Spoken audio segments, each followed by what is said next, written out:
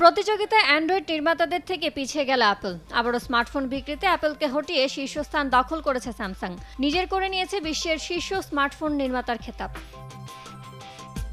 রোববার গবেষণা সংস্থা আইডিসি জানিয়েছে, চলতি বছরের প্রথম 3 মাসে বিশ্ববাজারে স্মার্টফোন বিক্রি বেড়েছে 7.8%। স্মার্টফোনের এই বিশাল বাজারের 20.8% আধিপত্য নিয়ে শীর্ষ অবস্থান করছে স্যামসাং। ওই সময় দক্ষিণ কোরীয় কোম্পানি 60 মিলিয়নেরও বেশি ফোন বিক্রি করেছে।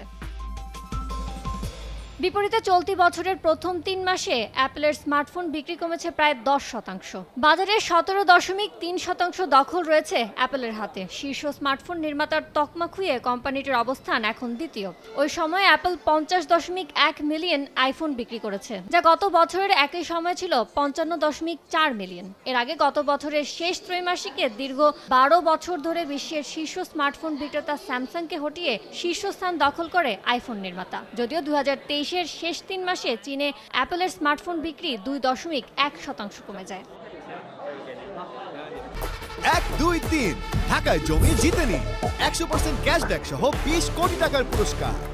তৃতীয় অবস্থানে রয়েছে চীনা স্মার্টফোন নির্মাতা শাওমি। জানুয়ারি থেকে মার্চ পর্যন্ত বাজারের 14.1% অংশ ছিল কোম্পানিটির হাতে। পাশাপাশি বাজারে একটি শক্ত অবস্থান ধরে রেখেছে হুয়াওয়েও।